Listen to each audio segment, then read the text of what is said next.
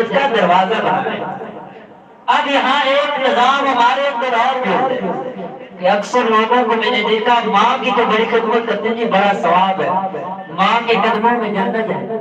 لیکن اکثر والدین بڑھاپے کی عمر میں بھی لوگوں کی ٹھوکری کرتے ہیں۔ لیکن میرے مسلمان بھائیوں میری بات کو یاد رکھیں، اگر یہ مسجد ہے ہمیں اس مسجد کے اندر آنا ہے، دروازے سے گزر کر آنا ہوگا، اور ہمیں جنت کے اندر اگر جانا ہے ماں کے قدموں کے نیچے اگر اللہ نے جنت رکھی ہے تو جنت میں ہمیں پہنچنے کے لیے ہمیں دروازے سے گزر کر کے آنا ہوگا۔ کہاں سے ہم داخل ہوں؟ یہ کوئی دنیا کی یہ نہیں کہ ہم کسی کھڑکی سے چھلانگ لگا کر جنت میں داخل ہوتے ہیں۔ پہرے دار دروازوں میں فرشتے کھڑے ہوں اور اللہ نے تیرے باپ کے قدموں میں جنت کا دروازہ رکھا ہے۔ اگر تو باپ کی خدمت کرے گا، باپ کو راضی کرے گا، تب جا کر جو ماں کے قدموں میں جنت ہے اللہ کو جو وہ جنت عطا کرے گا۔ لیکن اگر تو والدین کو ٹھوکرے مارے، والدین کا دل دکھائے کہ آپ کو کیا پتا، آپ پرانے دور کی باتیں کرتی ہیں، ماں کو نہیں پتا، باپ کو نہیں پتا، ان کا ذہن کام نہیں کرتا، اور یہ سمجھدار پیدا ہو گیا ماڈرن دور کا جو ماں باپ کو ایسے کہے کہ بد نصیب انسان ہے۔ اللہ کے محبوب پیغمبر علیہ السلام ممبر پر قسم رکھا، ممبر کی سیڑھی پر جبریل امین نے آمین دعا کی، اللہ کے محبوب پیغمبر نے آمین کہا، جبریل امین نے کہا وہ انسان تباہ ہو جائے، برباد ہو جائے جس کو اللہ نے ماں باپ جیسی مبارک ہستیاں دی، دنیا کے اندر ان کی خدمت کر کے جنت تک کما سکا، وہ انسان تباہ و برباد ہو جائے۔ میرے مسلمان بھائیوں، دعا کرنے والا فرشتوں کا سردار جبریل امین اور اس کے اوپر آمین کہنے والے آمنہ کے لال جناب محمد رسول اللہ صلی اللہ علیہ وسلم۔ سوچئے ذرا، پھر معراج اگر ہمارے ماں باپ زندہ ہے، کہیں معراج اس پر دعا کے مستحق نہ ہو جائے، کہیں معراج تباہ و برباد نہ ہو جائے۔ سوچئے ذرا، اللہ کے محبوب پیغمبر علیہ السلام نے ایک اور حدیث کے اندر فرمایا کہ جو بندہ یہ پسند کرتا ہے اللہ اس کی عمر کو دراز کرے، اللہ اس کے رزق کے اندر برکت ڈال دے، وہ اپنے بوڑھے ماں باپ کی خدمت کیا کرے۔ آج کیا وجہ ہے کہ سال کے 11-12 مہینے ہمارے کام کرتے کرتے پردیس کے اندر گزر جاتے ہیں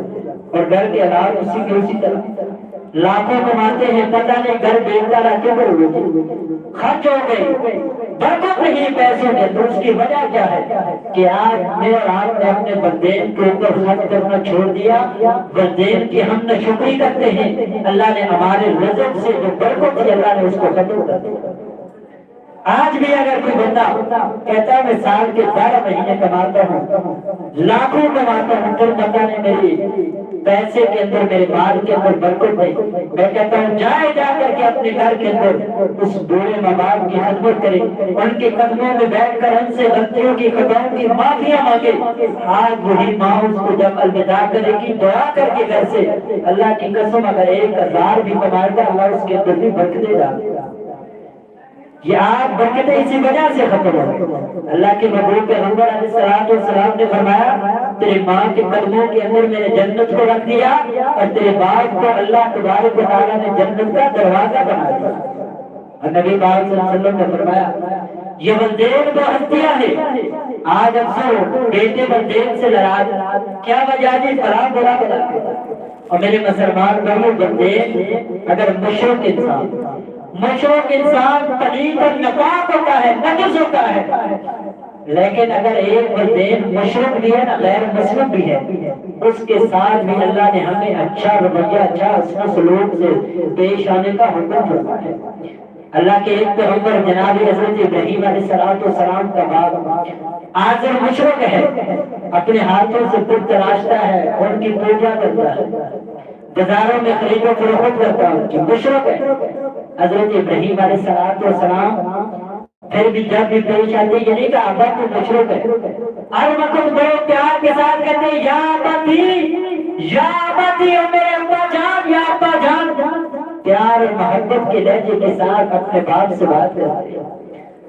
اگر والدین کی نافرمانی میرے مسلمان بھائیوں کرتے تو حضرت ابراہیم علیہ السلام کرتے، کیونکہ وہی والدین کیا کہتا تھا کہ ابراہیم اگر تو نے ہمارے خداؤں کی پوجا کرنی چھوڑ دی میں تجھے رجم کر دوں گا۔